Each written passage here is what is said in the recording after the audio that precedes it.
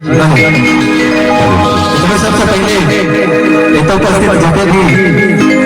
श्रोता जी सबके प्रणाम। अनिल यादव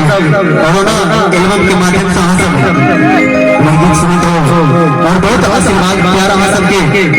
मिलेगा, लेकिन बहुत खुशी और ये गीत सब हम सब सुनाए यहाँ सब एल्बम के माध्यम से सुने भक्ति कार्यक्रम बहुत पहले लोग गीत सुना दिया सबके